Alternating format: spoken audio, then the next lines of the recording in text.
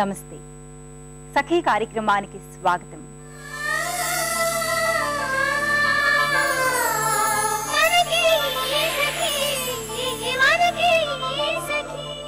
ఆ మధ్యదో పార్టీకి వెళ్ళినప్పుడు జరిగిన ఓ సంఘటన నాలో చాలా ఆలోచనల్ని రేకెత్తించింది. పరిచయస్తులం 5-6 కూర్చొని కబుర్లు చెప్పుకుంటూ ఉంటే కొత్తగా మా మధ్యకొచ్చి కూర్చున్నారు ఒక ఆవిడ. మీ పేరేమిటి, ఏం చేస్తున్నారు అని అడుగుతూ పరిచయం చేసుకోవడం మొదలుపెట్టారు. మేము మా పేర్లు, చేస్తున్న ఉద్యోగాలు చెప్పాము. మాలో 2 వాళ్ల పేర్లు చెప్పి కాస్త సిగ్గుపడుతూ ఏం పని చేయడం లేదండి అని సమాధానం ఇచ్చారు. అంటే అంటూ ఆ కొత్తగా వచ్చి కూర్చున్న ఆవిడ రెట్టించింది. మేము ఏం పని చేయమండి, ఇంట్లోనే ఉంటాం, గృహిణులం అంటూ మరి కాస్త బిడియి పడుతూ చెప్పారు 2. ఈ కార్యక్రమం చూసేయండి, మరిన్ని సంగతులు మాట్లాడుకుందాం.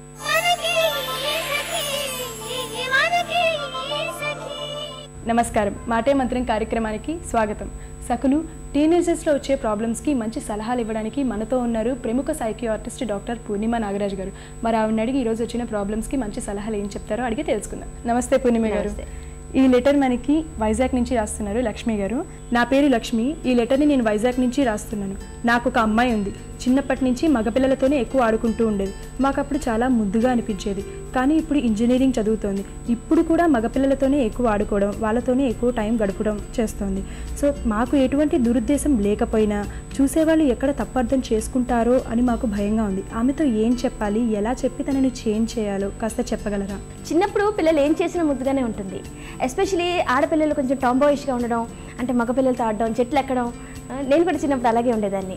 కానీ పెద్దవాళ్ళు అయిన తర్వాత I don't know why unnecessary restrictions వచ్చేస్తాయి కదా.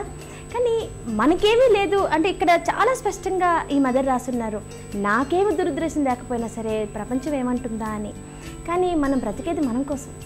కొన్ని విషయాల్లోనైనా సరే మీ అమ్మాయిని ఒకవేళ తను అనుమానాస్పదంగా బిహేవ్ చేస్తే అప్పుడు మీరు ఏదైనా అనుకోవచ్చు. కానీ అనుమానాస్పదంగా బిహేవ్ చేయకుండా ఏదో ఫ్రెండ్లీగా ఉంది అని అనుకున్నప్పుడు, అండ్ ప్లస్ ఎదుటి మనిషి అంటే వాళ్ళ ఫ్రెండ్స్ కూడాను తను ఏదో లిఫ్ట్ ఇస్తుంది, లేకపోతే తను ఏదైనా రాంగ్గా ప్రవర్తిస్తుంది, లేకపోతే వాళ్ళకి ఏమన్నా రాంగ్ అన్హెల్దీ ఫీలింగ్స్ రాలేదు అని మీకు గట్టిగా మీకు అంటే ప్రూఫ్ ఉన్నప్పుడు, అలాంటప్పుడు I think you should leave them alone. ఇంకా ఎట్లాగో మాట్లాడే వాళ్ళు మనం ఏం చేసినా మాట్లాడతారు, అండ్ మనం ఏం చేయకపోయినా సరే ఏదో కల్పించి మరీ చెప్పేవాళ్ళు కూడా ఉంటారు. సో అలాంటప్పుడు వరల్డ్ గురించి మనం అంతగా ఆలోచించక్కర్లేదు. మన పిల్లల్ని మనం ఎలా పెంచాం, మన పిల్లల వాల్యూ సిస్టమ్ ఏంటి. ఒకవేళ మీ పాపని మీరు ఒక హెల్దీ వాల్యూ సిస్టమ్తో పెంచారు అంటే డెఫినెట్గా మీ అమ్మాయి హెల్దీగానే బిహేవ్ చేస్తుంది. అండ్ ఒకవేళ తనకి ఏదైనా మధ్యలో ఏమైనా రొమాంటిక్ ప్రాబ్లం ఉంటే కూడా డెఫినెట్గా వచ్చి చెప్పే రకంగా మీరు బిహేవ్ చేయండి. అంటే సడన్గా ఎదుగు నువ్వు మగపిల్లలతో మాట్లాడదని ఎందుకు అని అంటుంటారు. ఎందుకు చిన్నప్పుడు ఆపలేదు కదా, ఇప్పుడు ఎందుకు ఆపుతున్నావు అని. సో ఇక్కడ ఈ మదర్ ఏం చేయాలి అంటే first call all friends home. Call all friends, తన గ్రూప్ ఏంటి, ఎలాంటి గ్రూప్ ఇది, అందరినీ ఒక సినిమాకి పంపించేటట్టు చేసి టికెట్స్ బుక్ చేసేసి ఇంటికి ఫస్ట్ భోజనం చేసి వెళ్ళండి రా అని పిలిస్తే డెఫినెట్గా వాళ్ళు కూడా ఇంటికి వస్తారు, ఆంటీ ఆంటీ ఆంటీ అని వాళ్ళు కూడా. సో అక్కడ ఒక తల్లి, ఎందుకంటే ఒక వరీడ్ తల్లికి డెఫినెట్గా తెలిసిపోతుంది ఎవరి బాడీ లాంగ్వేజ్ ఎలా ఉంది అని. అంటే వీళ్ళది హెల్దీ బాడీ లాంగ్వేజా కాదా అనేది మనకు తెలిసిపోతుంది అక్కడ. సో పాప ఒకవేళ హెల్దీ ఫ్రెండ్షిప్స్తో మంచి పిల్లలతోటి హెల్దీగా తను మసులుకుంటుంది అంటే ఐ థింక్ ఇట్స్ ఓకే. మనం చెప్పాల్సిన వార్నింగ్స్, మనం చెప్పాల్సిన లెక్చర్స్ మనం ఎట్లాగో పిల్లలకి ఇస్తూనే ఉంటాము. అండ్ ఇలాంటి విషయాలు అయితే కొంచెం ఎక్కువగానే ఇస్తాము. ఓకే, కానీ what we can always says నీ ఫ్రెండ్స్ మంచివాళ్ళు, కానీ మంచి వాళ్ళతో ఎంత తిరిగినా సరే ఒక్కొక్కప్పుడు ఒక లిమిట్లో ఉండడమే బెటర్. గ్రూప్లో వెళ్ళినప్పుడు నువ్వు ఒక్కతివే వెళ్ళొద్దు, ఒక 2-3 గర్ల్స్ని కూడా ఏర్పడేలా. అంటే అందరూ ఫ్రెండ్స్ గ్రూప్లో ఓన్లీ బాయ్స్ అండ్ 1 గర్ల్ అంటే కొంచెం చూడ్డానికి కూడా కొంచెం ఫనీగా ఉంటుంది. For few boys few girls అలా వెళ్తే బాగుంటుంది అని వాళ్ళకి నచ్చ చెప్పండి. వై పీపుల్ టాక్ బ్యాడ్లీ అని కూడా అమ్మాయికి అర్థమయ్యేలా చెప్పండి. మన మనసులో మనం అనుకోవచ్చు ప్రపంచాన్ని మనం కేర్ చేయకూడదు అని, కానీ పిల్లలకి ఆ మెసేజ్ ఇవ్వకూడదు. ఎందుకంటే ఒక్కొక్కప్పుడు వాళ్ళు బరితెగించిన ఐ డోంట్ కేర్ అనే భావన వాళ్ళకి రాకూడదు. సో బరితెగించకుండాను చూసుకునే వాల్యూ సిస్టమ్ అనేది మీకు ఇవ్వాలి. సో ఈ వాల్యూ సిస్టమ్ అనేది మీరు ఆల్రెడీ ఇచ్చినారు, ఎందుకంటే తను హెల్దీగా మాట్లాడుతుంది, ఒక అన్హెల్దీ రిలేషన్షిప్ లేకుండా హెల్దీగా మాట్లాడుతుంది. సో అలాంటప్పుడు she has a good value system. So మీరు అంతగా వరీ అవ్వాల్సిన అవసరం అయితే లేదు.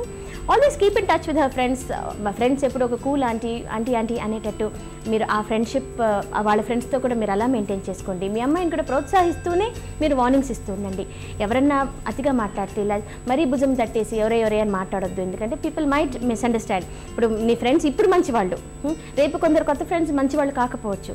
సో వరల్డ్ కూడా అందరూ మంచి వాళ్ళు కాకపోవచ్చు. So be careful. అంటే ఎవరైతే నువ్వు మాట్లాడుతున్నావు, ఎవరికైతే నువ్వు ఆ ఫ్రీడమ్ ఇస్తున్నావో తూచి ఆ ఫ్రీడమ్ ఇవ్వాలి. చిన్నప్పటి నుంచి ఆ అమ్మాయి అబ్బాయిలతో ఆడుకుంటూ ఉండేది. అదే అబ్బాయిలతో పెద్ద అయిన తర్వాత కంటే చదువుకోవడం వాళ్ళతోనే, స్కూలింగ్ వాళ్ళతోనే, కాలేజ్ వాళ్ళతోనే ఎక్కువ మాట్లాడడం, రిలేషన్షిప్ పెరగడము అదే చేస్తున్నారు కదా, జస్ట్ ఫ్రెండ్షిప్పే మెయింటైన్ చేస్తుంది. మరి అయినప్పటికీ వాళ్ళ తల్లిదండ్రులకి ఎందుకు ప్రాబ్లంగా ఉంది? చిన్నప్పుడు భుజం మీద చేసినా సరే పెద్ద ప్రాబ్లం ఉండదు. కానీ పెద్దవాళ్ళు అయిన తర్వాత కాస్త హార్మోన్ ప్రభావం వచ్చేటప్పటికి అదే చెయ్యి భుజం మీద పడితే వేరే స్పర్శలాగా అనిపిస్తుంది మనకి. సో ఆ స్పందించడం అనేది ఒక్కొక్కప్పుడు మారొచ్చు. సో ఒక్కొక్కప్పుడు షియర్ క్లోజ్నెస్, చిన్నప్పుడు అవరే మాట్లాడుకుంటూ తిరిగాము, పెద్దవాళ్ళప్పుడు కూడాను అవరే సై అనుకుంటూనే ఫ్రెండ్షిప్స్లోనే ఒక్కొక్కప్పుడు ఆ షియర్ ప్రాక్సిమిటీ, రోజు కలుస్తున్నాం, రోజు బస్ స్టాప్లో కలుస్తున్నాం, బయటికి వెళ్తున్నాం, అలాగ అయ్యేటప్పటికీ కూడా ఒక్కొక్కప్పుడు రొమాంటిక్ థాట్స్ రావచ్చు. సో అది మనకి ప్రాబ్లం అనమాట.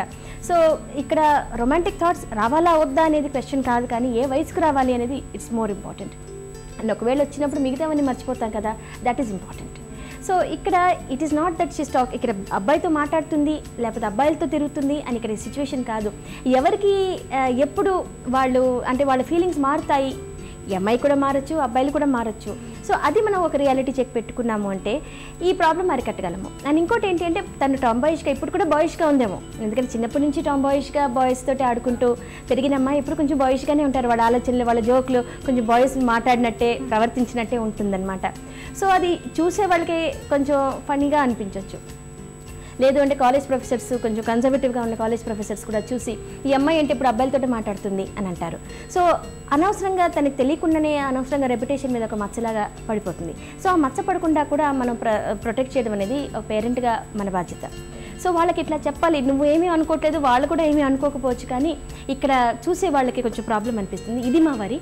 సో అట్లీస్ట్ ప్రొఫెసర్స్ చూసేటప్పుడు మరీ చనువుగా భుజం మీద చేయడం లేకపోతే వాళ్ళని కొట్టడం. అండ్ ఒక వయసు వచ్చిన తర్వాత ఒక బిహేవియర్లో ఒక మార్పు అనేది రావాలి. ఒక 5-year-old చైల్డ్కి, ఒక 15-year-old చైల్డ్కి, ఒక 25-year-old చైల్డ్కి డెఫినెట్గా డిఫరెన్స్ ఉంటుంది. సో మనం మారే కొద్దీ, వయసు మారే కొద్దీ, హైట్ మారే కొద్దీ, బాడీలో అవయవాలు మారే కొద్దీ డెఫినెట్గా మనం కూడా ఒక బిహేవియర్లో కూడా ఆ మార్పు తీసుకురావాలి అనే గుణపాఠం పిల్లలకి నేర్పించాలి. ఓకే, కొన్ని చోట్ల పిల్లలు మంచిగానే ఉన్నా, అంటే చిన్నప్పటి నుంచి వాళ్ళకి ఎటువంటి హ్యాబిట్స్, ఎటువంటి అలవాట్లు, ఎవరితో ఏం మాట్లాడకపోయినా వాళ్ళు సైలెంట్గానే ఉన్నా, తల్లిదండ్రులకి అది అలవాటు అయిపోయింది. వాళ్ళు ఎక్కడికి వెళ్తున్నారో వెనకాల నుంచి అబ్జర్వ్ చేయడము, వెళ్ళిన వెంటనే వెళ్ళవా లేదా, వచ్చావా లేదా, ఎక్కడ కూర్చున్నావు, ఏం చేస్తున్నావు అని ఇలా కాల్స్ చేసి అడగడం, 24 గంటలు పిల్లల్ని విసిగించడం మూలాన కూడా వాళ్ళు పాడైపోతారు, చెడిపోతారు అన్నది కరెక్టేనా? చాలా చాలా కరెక్ట్ అమ్మా. ఎందుకంటే చిన్నప్పటి నుంచి పిల్లలకి మనం నేర్పించాల్సింది ఏంటి అంటే ట్రస్ట్, అంటే నమ్మకం. సో అమ్మ నాన్న నమ్ముతున్నారు, అందుకే నేను కూడా వాళ్ళు నమ్మేలాగే నేను బిహేవ్ చేయాలి, వాళ్ళకి నమ్మక ద్రోహం నేను చేయకూడదు అనే థాట్ వాళ్ళు చిన్నప్పటి నుంచి వాళ్ళ మైండ్లో ఉండాలి. పెద్దవాళ్ళు అయిన తర్వాత కూడా అదే మైండ్లో ఉండాలి. కానీ ఇక్కడ ఊరికే వాళ్ళని, అంటే పేరెంట్స్ సడన్గా పిల్లలు టీనేజర్స్ అయిపోయేటప్పటికి స్పైస్లో మారిపోతారనమాట. ఏం చేస్తున్నారు చాటుగా వినడం, వాళ్ళు బాత్రూంలో ఉంటే వాళ్ళు ఏమైనా ఫోన్ చేస్తుంటే చాటుగా వినడం, ఎంతసేపు మాట్లాడుతున్నారని చూడడం. కొంతవరకు ఇది ఓకే, సమంజసమే అనిపిస్తుంది, ఎందుకంటే పిల్లలు తప్పుదారి పట్టగలరేమో అని ఒక యాంగ్జైటీ అందరికీ ఉంటుంది. అండ్ ఒక్కొక్కప్పుడు ఈ మధ్యకాలంలో తొందరగానే తప్పుదారి పడుతున్నారు పిల్లలు. కానీ అతిగా, అంటే వాళ్ళకి తెలియపరిచేలా మనం చేసామనుకోండి, కావాలని దాపరికాలు మనం నేర్పిస్తున్నాం, కావాలని అబద్ధాలు మనం నేర్పిస్తున్నాము. అండ్ ఊరికి నస పెడితే పిల్లలు కూడా వినడం మన అబ్బాయి ఎప్పుడు ఇదే నస కదా, ఇంటికి వస్తే so no problem, extra class ఉందని ఇంట్లో కూర్చుంటారు, అంటే ఫ్రెండ్స్ ఇంట్లో కూర్చుంటారు, లేకపోతే ఏదో ట్యూషన్ ఉందని ఎక్కడికో వెళ్ళిపోతారు, ఎందుకు ఇంటికి వస్తే ఈ నస మొదలవుతుంది అని. సో పిల్లలు ఇల్లు అవాయిడ్ చేస్తారు, అమ్మతో మాట్లాడడం అవాయిడ్ చేస్తారు. ఇదివరకు ఉన్న క్లోజ్నెస్, ఆ ఫ్రెండ్లీ నేచర్ ఏదైతే ఉందో, ఇంట్లో నవ్వు కూడా తగ్గిపోతుంది, కొందరికి కమ్యూనికేషన్ తగ్గిపోతుంది, టోటల్గా క్వైట్, ఇంటికి వస్తే ఈ గాల్ భరించలేము అని క్వైట్గా వాళ్ళ రూమ్లో కూర్చుంటారు. సో అండ్ ఈ మధ్యకాలంలో టచ్ ఫోన్స్ వచ్చేటప్పటికి ఎస్ఎంఎస్ కూడా చాలా ఈజీగా, సో అమ్మ మాట్లాడుతుంటేనే ఇక్కడ ఫింగర్స్ మూవ్ అవుతుంటాయి అన్నమాట, బీబీఎంలోనూ ఎక్కడైనా సరే. సో ఆ సిచ్యువేషన్ రాకుండా చూడడం అనేది పేరెంట్స్ బాధ్యత. సో డెఫినెట్గా పిల్లల్ని మందలించవచ్చు, చెక్ చేయొచ్చు, వాళ్ళు ఏం చేస్తున్నారని ఒక్కొక్కప్పుడు చాటుగా కూడా వినొచ్చు, తప్పు లేదు.